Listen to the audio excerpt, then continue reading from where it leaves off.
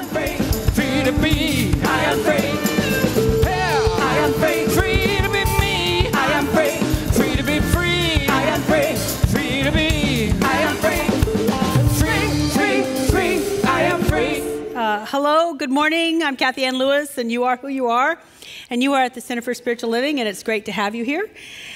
Wow. So, you may have noticed when you walked in, people perusing tables with little bits of paper. Now, if I don't tell you what's happening, you will leave here saying they are a cult that worships bits of paper, and they go by and pay homage to paper. So let's really tell you what's happening. We have one fundraiser a year, and that fundraiser is called Gourmets for God. Gourmets having to do with food, although because we are creative, it has expanded way beyond food. It's food and how can we do food in a different way, a more creative way, a way that nobody else does it. So it's become gourmet as an experience, not just gourmet food, but gourmet experiences. So some of them are fun experiences like paddleboarding. And I actually was talking to one person. I see her as very athletic, and she said, yeah, but I can't balance. I'm not doing it. So anyway, I'm sure he will teach you how. But there's paddleboarding, and there's how to create an altar that out of just the stuff that you've got. I mean, there's all sorts of things, and in the center of it, there will be food. Does this make sense?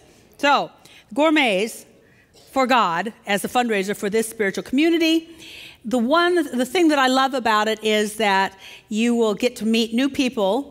You'll have quality time with them, a small group of people, in eating and talking, which is a great way to really get to know each other. And it also raises money for the church. So it's win, win, win, win, win, win, win. So that's what's going on over there. If you are new to this community and have not signed up on a connection card, it looks like this and that. I encourage you to do so, because then you will know how to get involved in so much more than what we do here. We have stuff going on here all the time, and a lot of it is free support groups, and then we also have classes through our education department, and you can find out all about those. We have most of that online, and we'll also send you out emails and a spiritual practice once a week. So that's what's happening. If you do fill this out, you can return it to me, anyone with a name tag, or take it directly to the welcome table. And we have a semi-new tradition, which is if you have a smartphone, go ahead and sign in. Eventually, people are going to ask you, what in the world do you do on Sunday morning? And you can say, you know what? I'm finding out about a principle of goodness that I can use for my life and for others. And I'm learning to use it, or something, however you will say it. It'll be perfect the way you do it. But now's time for tradition.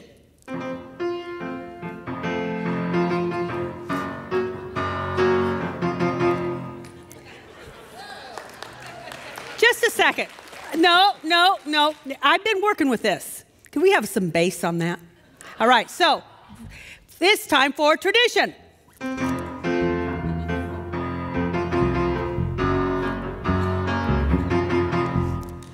Now,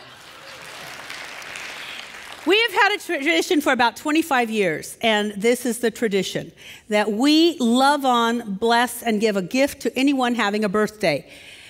So let's do that, and then we're going to move on with the same thing different. Okay, so who's having a birthday that we can love on you and give you a gift?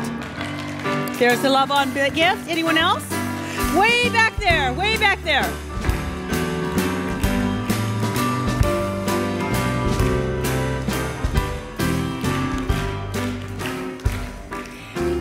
So, this is an auspicious day. Not only are you here for the closing of the Gourmets for God, but this is when we have a shift in tradition.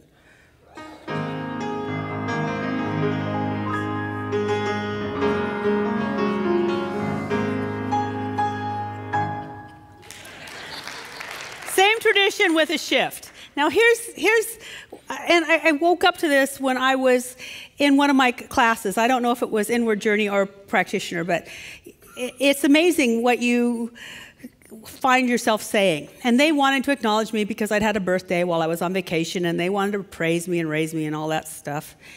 And And out of my mouth, I said, why should I be acknowledged just for being born?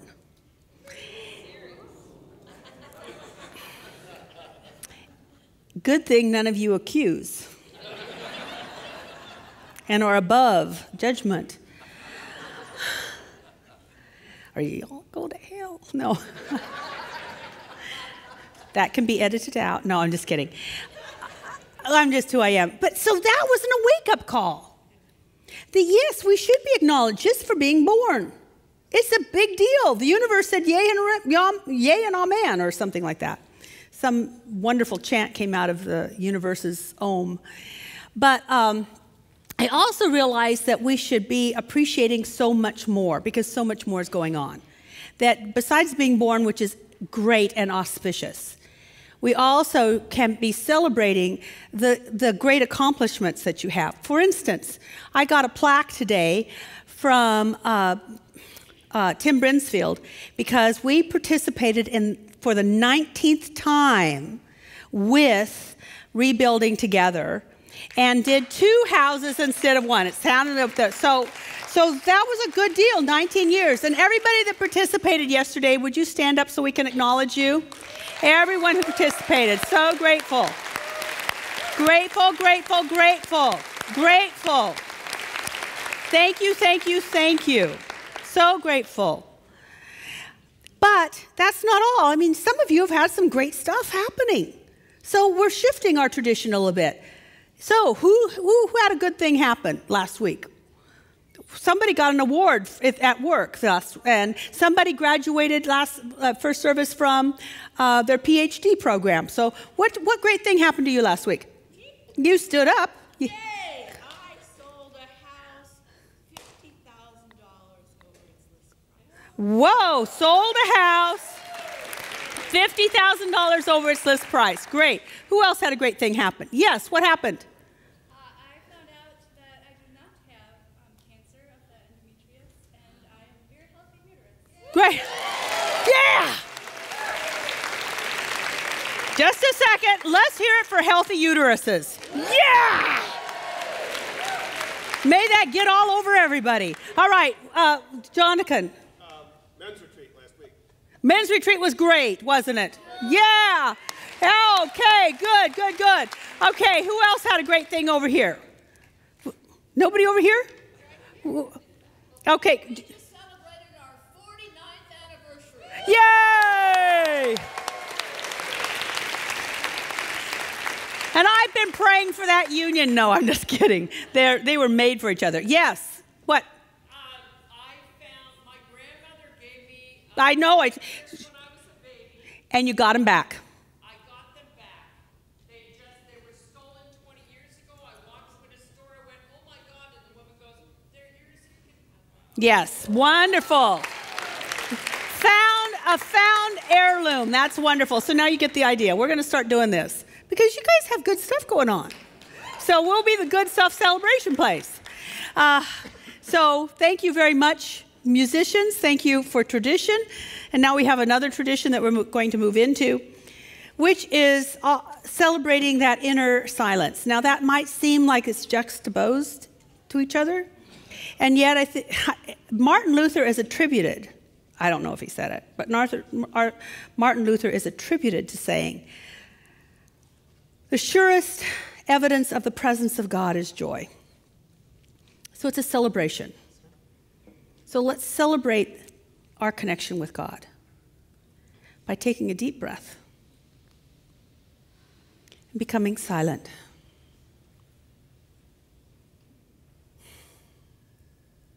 Then we're going to listen to a beautiful song. And Reverend Deborah Gay will give us a beautiful prayer. And let this prayer continue the beauty of that song. Breathing in and knowing how safe we are. We are surrounded in this love and this wisdom and the joy that is the consciousness of life. And so we breathe in and take in the words of the song, letting go of the shore. meaning letting go of old patterns, old ways of being, old ways of responding to your life that no longer represent who you truly are. And in this letting go, opening up to the full potential of who you are. Opening up to that mystery, letting that force bloom and grow and release all that is within you. Why you are here to live the life that you have stepped into. And so this service, this morning service, includes just the right music, just the right words, just the right prayer, just the right community to surround you and support you in that blooming, that growing, that opening up to your greater self. And so we simply take a moment to acknowledge that is within each one of us. And to let this moment be the moment of saying yes. And so surrounded in the joy and the love that is this life, I say with you, and so it is. We get to share the earth with them, which is good. They also have CDs to share with us in the lobby, and I get to share the stage right now with Jennifer Middleton. Close? Oh, what is it? Oh, Middlebrook. Well, middle, and then something else. Jennifer. This is Jennifer. Hello, friends. I have an opportunity to tell you about a very rare skookum immersion in divine feminine energy led by our gracious and elegant Reverend Heather Venegas and Joy. I went for the very first time a year ago, and at the time I went, I was kind of a wounded little bird. My mom had just passed on after 12 years of Alzheimer's. My eldest son was dying of a very rare blood disorder, and I had broken up with my boyfriend. So I was really needing healing and looking for support, and I thought, okay, there's CSL, there's a wonderful community of people, but Mother Nature for me is very healing. So I thought, okay, I'll go to this retreat and see what happens. And my very best friend came into town from Sela a couple days ago, Medley, and I was telling her, geez, Med, I really hope you can join me this year. I came back feeling just glued together and grounded and peaceful, so full of joy and renewed. And she goes, Jenny, you were nude? You were nude? No, Medley. No nude, no dancing around a blazing fire, none of that happened. And for you men who think maybe it's not important to hear this, I'd like to just suggest that you're generous, loving men, and I'm sure there's someone, a girlfriend, a sister, maybe somebody that works diligently for you, or even your mother for Mother's Day, that this would be a lovely gift. We have all ages from 20s all the way up to the old wise sages, and it's just wonderful to share the generational journeys. So I'm going to tell you three things. One is where you're going and what the accommodations are like, what happens there, and the results. So everybody, could you please close your eyes, and then I won't be so nervous. So close your eyes. And I'll tell you a little bit about the surroundings. I thought I was going to go to cabins with a latrine because it is so affordable. So for under $300, you have 3 days. And it turns out that you drive up to this beautiful forest, open your car, and you can smell the forest air, and you start hearing the bird songs. And you walk into this immaculate lodge, and there's a very sacred feeling. You feel like it's more than what you see. And you walk through the lodge, and you see the patio, and you go down by the pond, and then there's trails up into waterfalls, and it's absolutely breathtaking. If you did nothing more than just stay out in nature, it would be a fantastic, affordable time. So the events, and they have luscious food. Oh, They have this great food from local farmers markets, so it's really good for you. You don't have to worry about it. You wake up in the morning and the coffee's made. You have no responsibilities, no obligations, and the men get the house all to themselves in the remote control, so it's a win-win. And so what happens for events, we have some very special things that are quite joy-filled. Joy is going to do a wonderful fire ceremony for us. We had pampering the whole weekend. We learned how to do hand massages and foot massages. We'd made Katchinka dolls. I think I'm saying it right, Katchinka dolls. We had arts and crafts and small gatherings and big gatherings and yoga. All of this was optional. If you wanted to stay in the room or just walk up the forest, you could do that. So whatever would suit your soul. And people came there for not just healings. I came there primarily because I was wounded and I didn't know what direction to look in.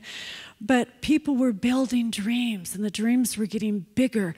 And I was meeting people and finding sisters for Sangha sisters. So the event thing ended up in having a whole year of joining Sanghas and knowing more people in the community. So what happens in Las Vegas stays in Las Vegas, but what happens at CSL Women Retreat, you get to take home. So I thought that was very special. And just the final results of this are, you come back to a community, you look at people's faces, and you know them more than just a chat over coffee. You know people that you can share your deepest desires with, your deepest pain with, and you know you're safe. And you know everything's going to be fine. And I felt it was one of the most wonderful things that could have happened at the time. And I thought, this is the most fantastic community I could ever join. So I would strongly encourage you to consider this, and for you men to consider gifting. As gracious and generous and loving as you men are, maybe thinking of gifting this to someone. Women, gift it to yourself in self-care. And if anyone has any questions about this, I'm just more than happy to tell you more in the bookstore. So thank you.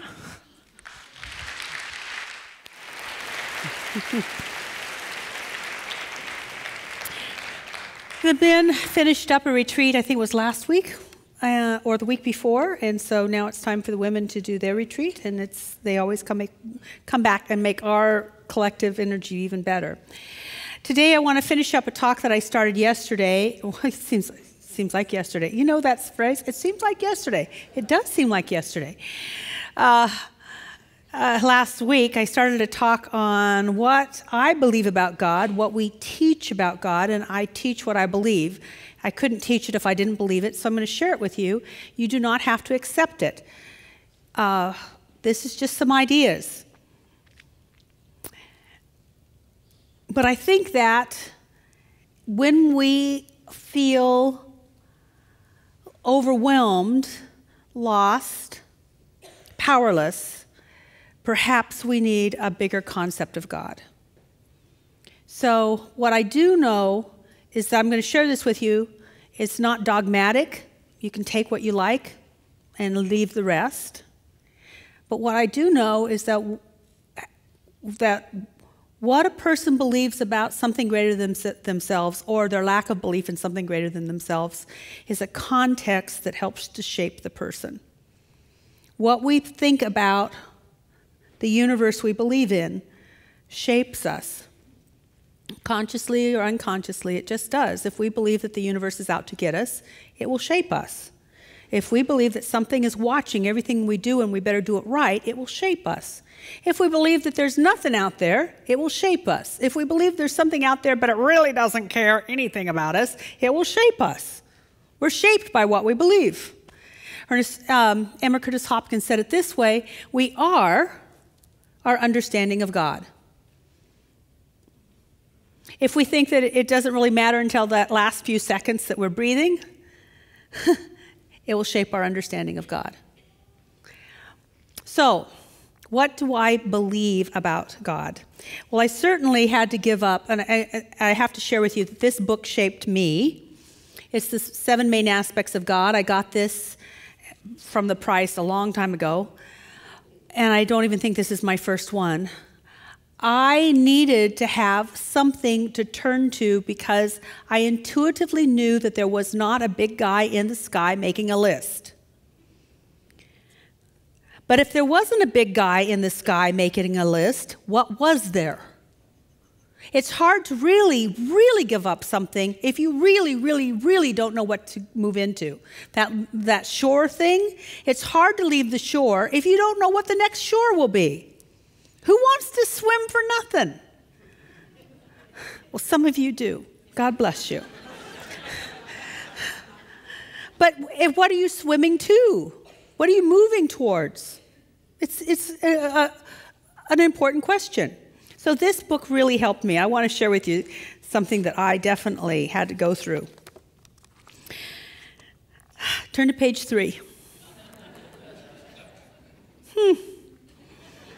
The first and most fundamental thing to realize is that God is not just a super kind of man. Not Superman, but super kind of man. Most people would say, of course not. But my experience shows me that even today, the majority of people in their hearts do think of God as just a magnificent man. That and nothing more. A very good man, an extraordinary wise man, a man of infinite power, but still a man. Now, such an idea is really but a projection of their own personalities, and it requires very little thought to show that such an idea cannot be true. So let's get back. He made a very good point here, which is that we project our ideas onto God, which is true. People who have a vengeful God have been trained to be vengeful. And then they make a vengeful God, and of course they believe in that vengeful God. Now, here's the deal. Science has proven that we are hardwired in our brain to be compassionate, empathetic, and cooperative. They now, this whole idea of survival of the fittest, not for human beings. It's the survival of the most cooperative. Because human beings just don't have the claws, the running power, or the teeth to get by without cooperation.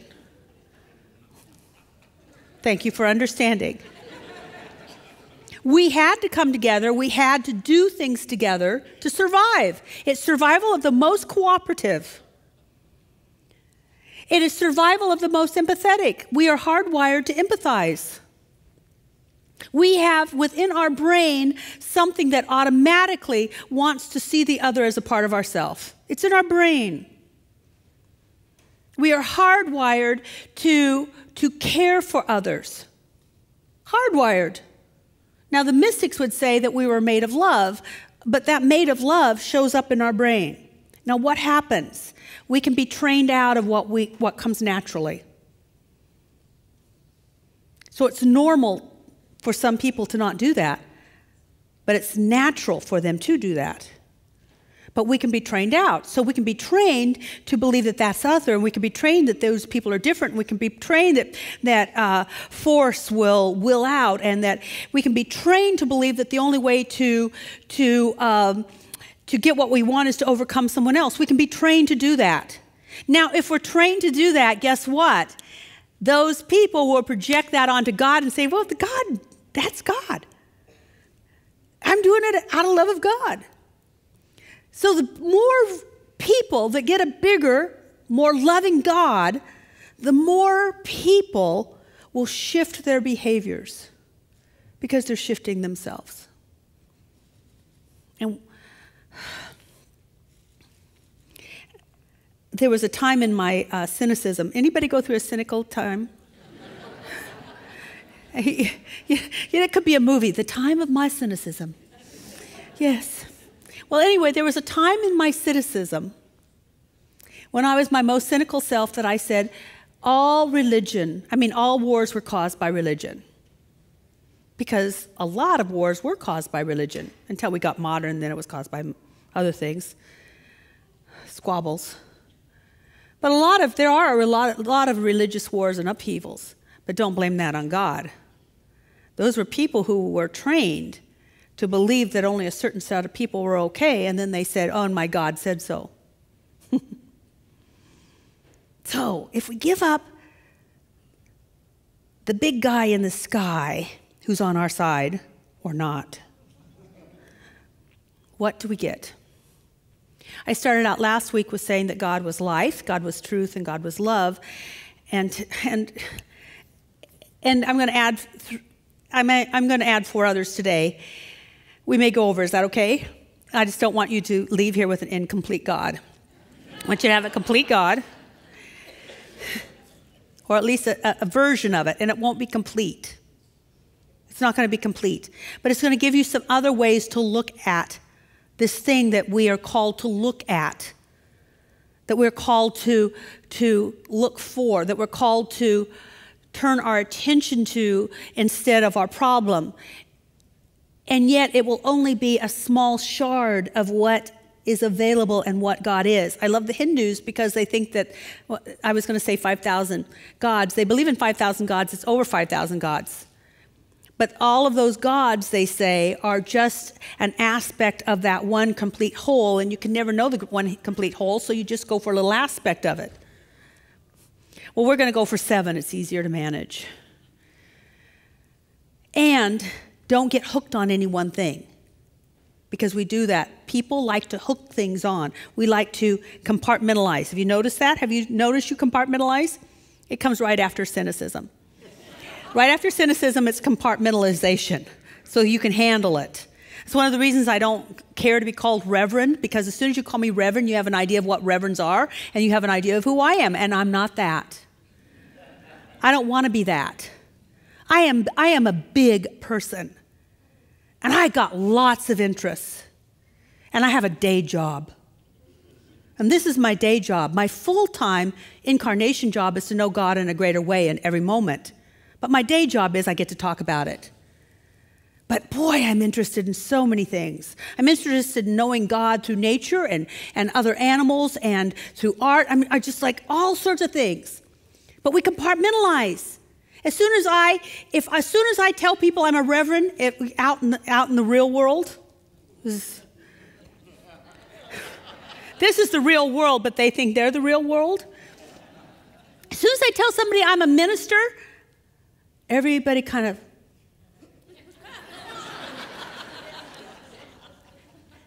and all they can remember is the cuss word I just used. I really don't cuss anymore, but it's not outside my vocabulary. Anyway. But do you see how we laugh at that? Because we do compartmentalize people. How many of you, when you were young, would go someplace with your mother and see your teacher and be in awe? Mom, there's my teacher. She's in the grocery store. How many of you had a hard time imagining that she did anything except reside in that classroom? That's it. That's compartmentalization. And we do the same thing with God. And so if I told you one thing, you could say, well, God's this. No, it's not. But it's a way of looking at it. For instance, we could get all excited about God as love. Boy, don't go as God as love. It's got more. Because if you just look at God as love, ooh, how many of you in the name of love have done things you really wish you hadn't?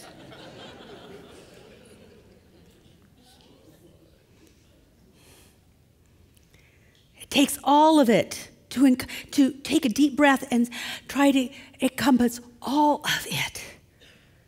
So the next thing after life and truth and love is intelligence. Oh, it's good to have intelligence, especially with love. Intelligent love is called wisdom. And it's a great thing to have. Love without intelligence can be wimpy and foolish. Intelligence without love can be harsh and brutal. But put them together, and you can never make a mistake. So what is intelligence? It's like life and truth and love. It's hard to explain, but I like impossibilities. Intelligence is a component of the universe. And I remember reading a quantum physicist many years ago who said that if physicists really looked at the basic building blocks of the universe, it wasn't just matter and energy. It had to be matter, energy, and intelligence, because something controlled the way matter and energy interacted. There was something that was regulating those things. And intelligence shows up in our consciousness. And as I said yesterday, the quantum physicists now say, and their way of saying it is, consciousness creates reality. Ernest Holmes would say, consciousness is cause. And consciousness is intelligence. There's a field. They know there's a field. There's a field from which things spring. Deepak Chopra calls it the field of all possibilities. It's known as the mystical substance. It's things that the mystics could see from which everything came, and that was intelligent. God is intelligent. Not just intelligent, it is intelligence itself. Now, why do we need to know that? Oh, goodness, boy, why do we need to know that? Because the universe demonstrates itself in an elegant way. You've heard of the battle between, well, maybe you didn't hear. Let me tell you. There's a battle going on, brothers and sisters, for the hearts and the minds of civilization. One side says there's intelligent design and that God did everything in 6 days. The other side says that there's evolution, that it took a long time for things to be. Guess what? I believe in an intelligent design. I just don't think it was done in 6 days. But you can't look at creation and not think it's intelligent. You can't look at your body and not think it's intelligent. I was listening to someone yesterday or the day before, who said that he figured out that while the mind thought it was intelligent, by the time the mind had said that thing, the body had done 20,000 things. It's all intelligent. It's beautiful. It means that what needs to be known can be known when it needs to be known. Now, why would you use that? Anytime you want to learn a new skill, I know that I'm up against it all the time because I can say, I don't know. Yeah, but something in you does. What are you gonna pay attention to? If you want to learn a new skill, you have the intelligence to learn a new skill. If you want to learn a new skill, you can learn a new skill. You can figure it out. You can do that. Now, there's a part of me that I have to share this. Please forgive me, for I have failed and fallen short of the glory of intelligence. But there's sometimes I tell myself I can't figure out certain computer things.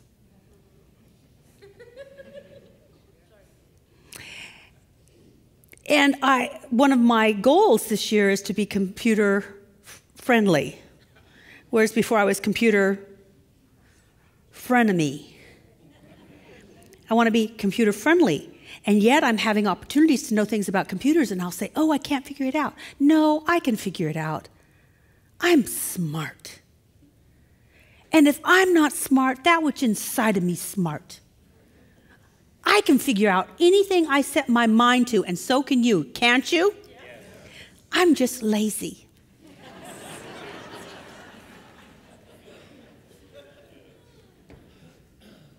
But we can if we say we want to. That's intelligence. You want to learn something? Draw from intelligence. If you have issues with aging, how many of you have ever said you're having a senior moment? If you confess, you can be healed.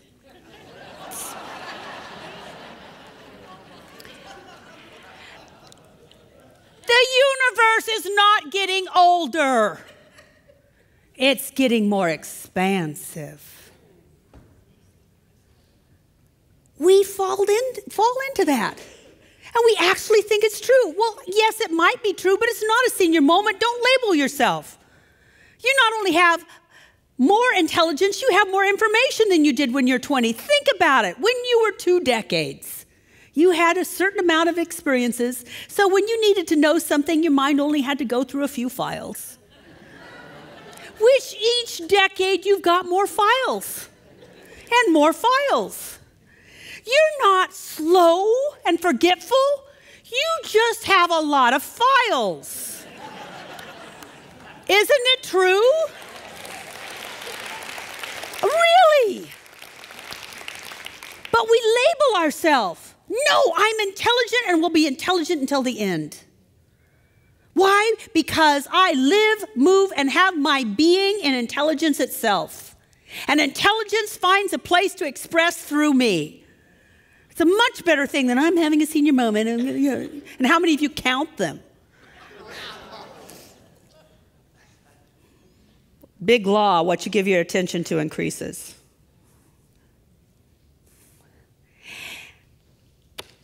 Taking tests. Adults have this thing about learning. Do you know when I used to teach Beyond Limits, I'd say there was going to be a quiz and about 30% of the people wouldn't show that night?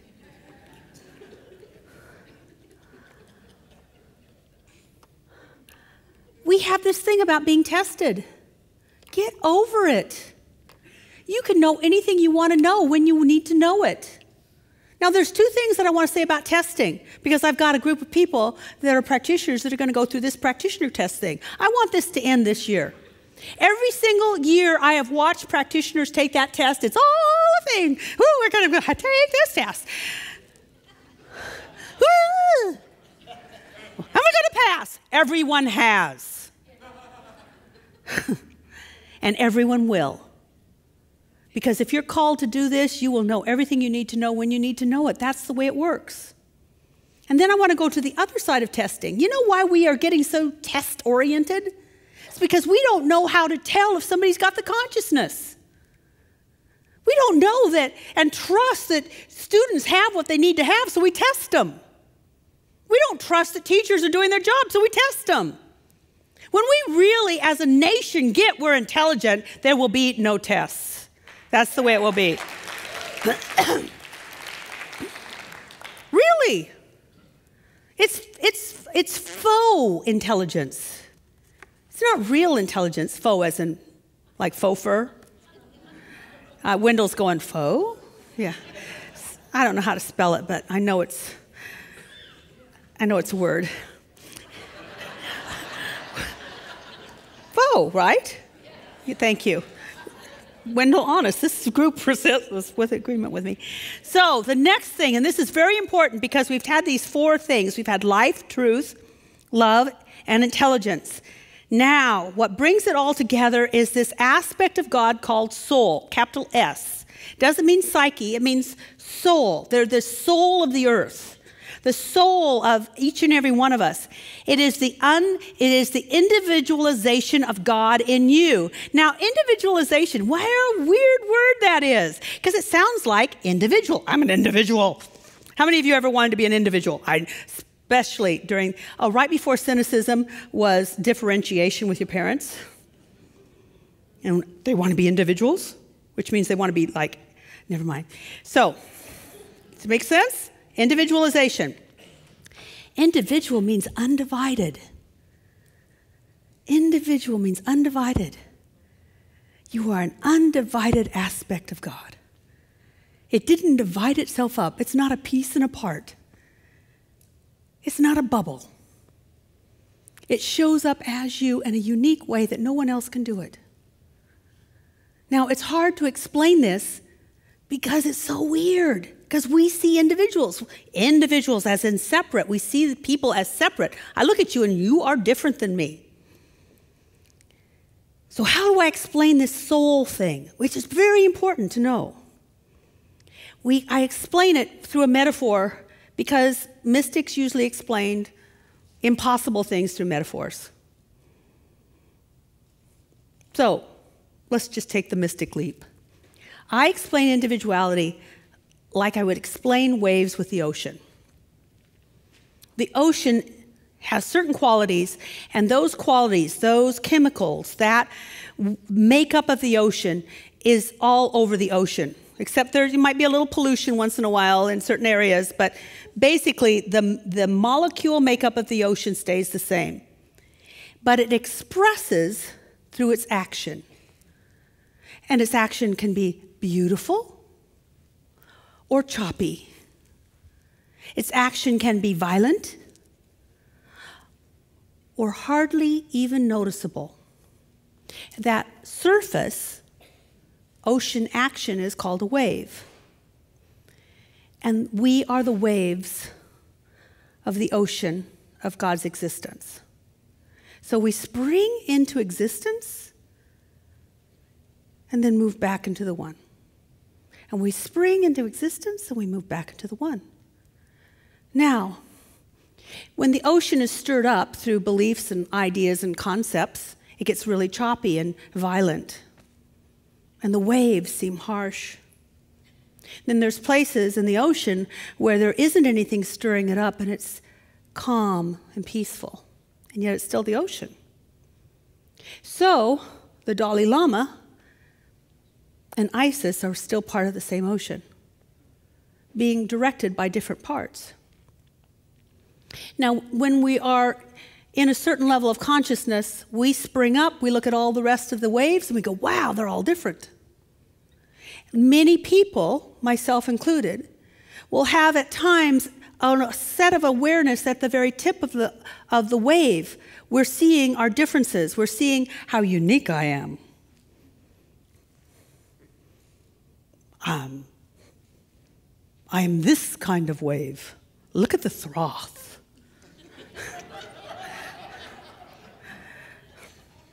I don't know what waves would, care about, but anyway, make something up.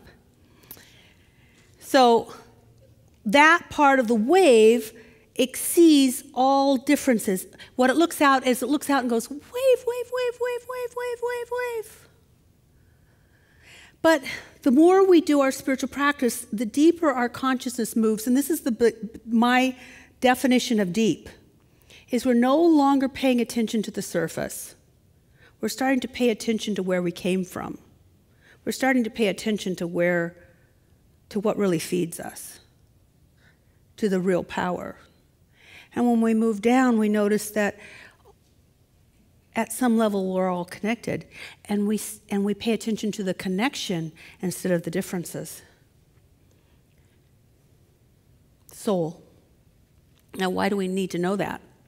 We need to know that because there will be times that we think we're taking on something beyond what we can handle. No, the wave can't handle it. The ocean can. And we're part of the ocean. We think that we're separate from life or love or whatever. No, we're part of it. We can't be separate from it. Where are we putting our attention? When we meditate and we become silent, for me, when I start to meditate, I go, and there's no surface stuff. And it's just so peaceful. No matter what kind of storm would be going on top of the water, there's a place in the water that is just so peaceful. And we, through our spiritual practice, can move up and down that matrix, that place of awareness.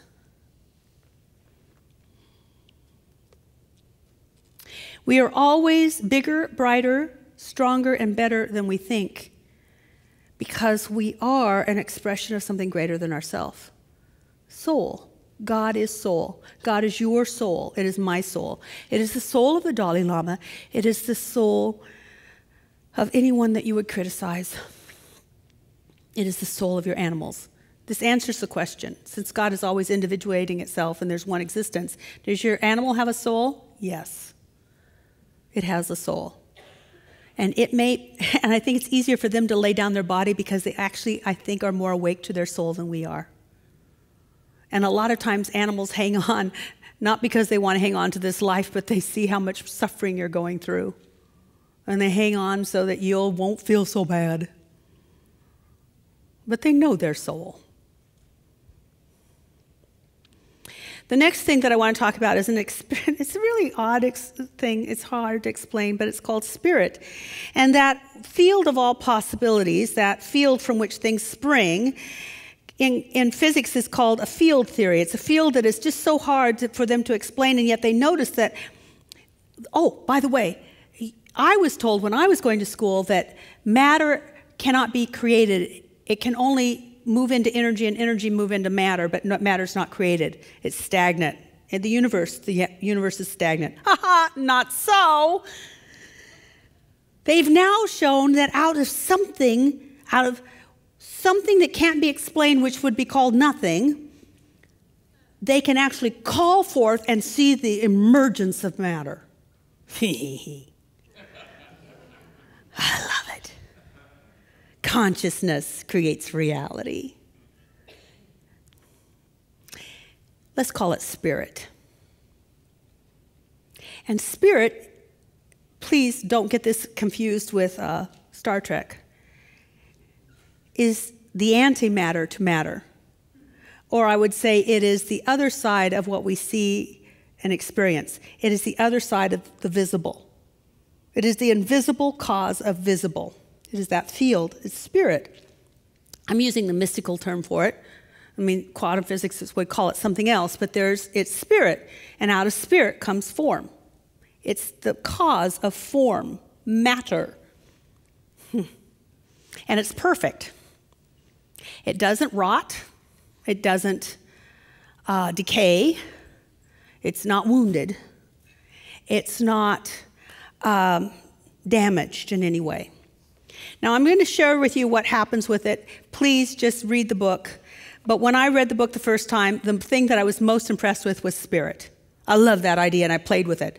Now, I want you to play with these ideas. I want you to play with intelligence and love and life, and I want you to play with all of them. But, oh, it's fun to play with spirit, because that means that right where you see form, the reality of it is spirit, and spirit is perfect. So I used to play with that when I've been doing this for 35 years, and I would play with an idea that machine, that my leg, my whatever seemed to be damaged or being destroyed was truly spirit. And if I could know it was spirit, somehow that form changed. Quite quickly, by the way. And so I used to be known as the woman who could heal machines. Literally. At my first church in Salt Lake City, something would go wrong with those old copy machines, and I was healing it because we didn't have money to call a repairman. I remember dating this one gentleman, and he'd say, "Yeah, come over about this time because my vacuum cleaner's not working." I remember being in the old sanctuary and talking about this, and someone leaving and saying, my car's in the parking lot, and I drove here, but it kind of gave out. I don't know what's wrong with it, but it won't start. Or they came back and told me it wouldn't start. I don't know what happened, but all I did was kind of like, I don't know I don't know. But they came back and said, "Thank you," and left. I was healing machines. I've done it with my own cars. I've done it with stuff. I've done it with my body. I still keep that ability. But I finally gave it up because what was happening is people were coming to me to fix things instead of wondering how it was I could fix things. I fix things because it brings me closer to God. Do your own God work. And besides, it was kind of embarrassing. Oh, yeah, Kathianne, she's known for fixing copy machines. So I gave it up. I don't do it anymore. I don't even know if I could do it anymore. It's not my thing anymore. So if you want something fixed, it's your thing. But think of something as spirit. If you got something in your body, home, whatever, it's spirit, and spirit is perfect. The last thing that I want to leave with you is principle. God is principle. Do you mind if I go over about 5 minutes? Thank you, because I am. Well, I'd like to, because this principle thing is really constant. Which is what I want to say. What is a principle? Is something that's constant. For instance, the angles of a triangle are always 180 degrees. It's constant. Gravity works a certain way. It's pretty constant. Water goes downhill. It's constant, except when you're in a vortex. But things seem to be fairly constant, and God is a constant. It's important to know that part of the aspect of knowing God is that it's constant. It's not willy-nilly. It's like not here today and gone tomorrow. It's not say a prayer and hope, say a prayer and hope, say a prayer and hope, say a prayer and hope, say a prayer and hope. Thank you for getting that metaphor. it's a principle.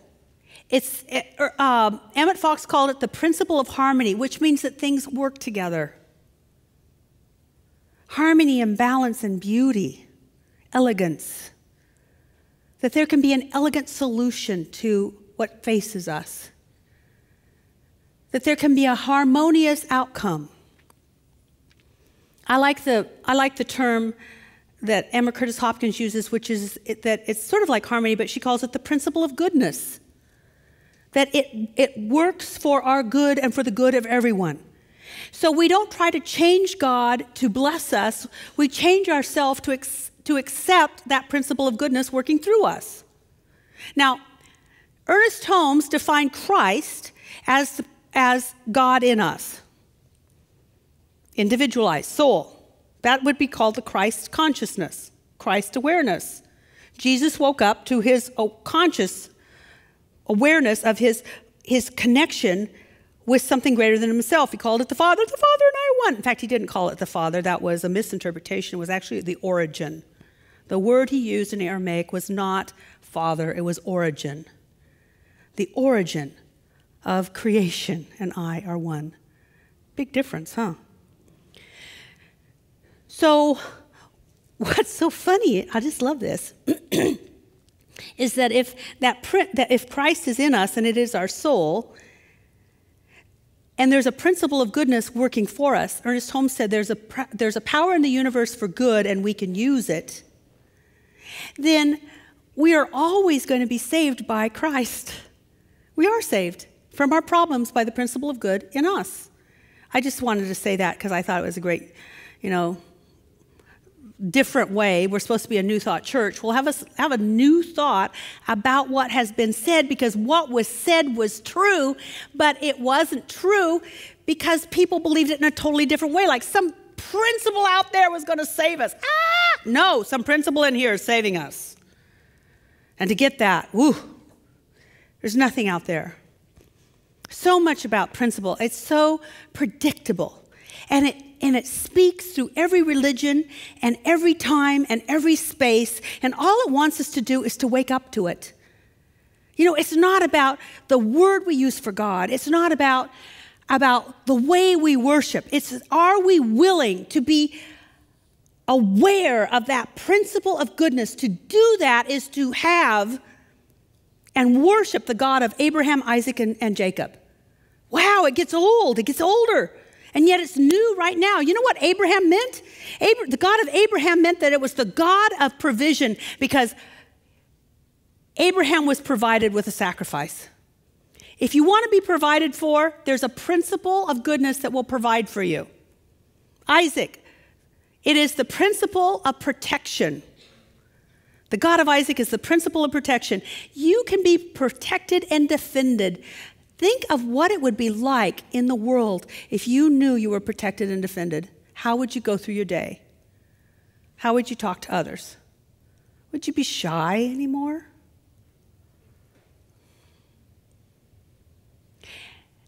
And Jacob is the principle of reward. Jacob, oh my goodness, he did some stupid stuff. Just read it. Just read it. Otherwise, I'll be bad-mouthing him. But his heart was good. He tried to do the best he could, and he was rewarded not for what he did, but from the purity of heart he came from. The principle of reward. Do your best, and goodness will bless. So, Spirit is all these things and more. And to contemplate any one of them is to shift you a bit, because we are what we contemplate. We are what we contemplate. Let's pray. I just give thanks for this day and for every person here. And I give thanks for the mystics and the masters. The saints and the sages have said over and over and over and over and over again, using different languages and different metaphors and different pictures,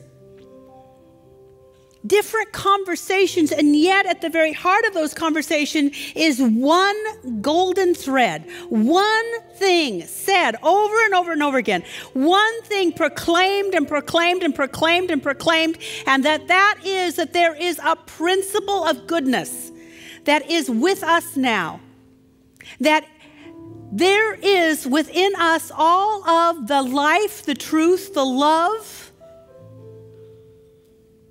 the intelligence that we could ever need or want. And that it works for our good and for the good of everyone else when we know it, name it, and claim it. I am so grateful that these messages, they are so plentiful now. But more than that, I'm grateful that we are waking up to these messages, using them for the benefit of ourselves and the blessing of others. Thank you, sweet Spirit, for letting us know that, yes, the earth is alive.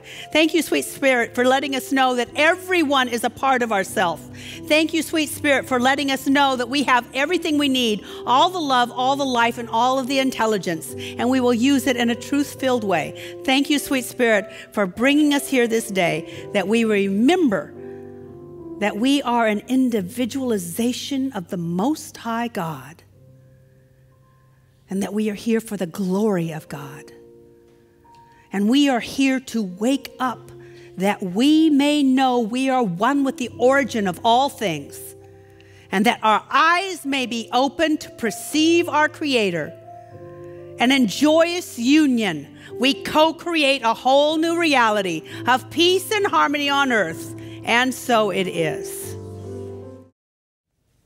So, principle of goodness works when we are into good. And so we give for the good. We give because being supported by a community is good. Getting tools for richer living is good. Being together with other like-minded people is good. So we give for the good of it. God already approves of us. We're already worthy. And so as we are good, the giving is good, the gift is good, and I say, good gracious, this is wonderful, and so it is. Thank you for all you bring to me. I just want to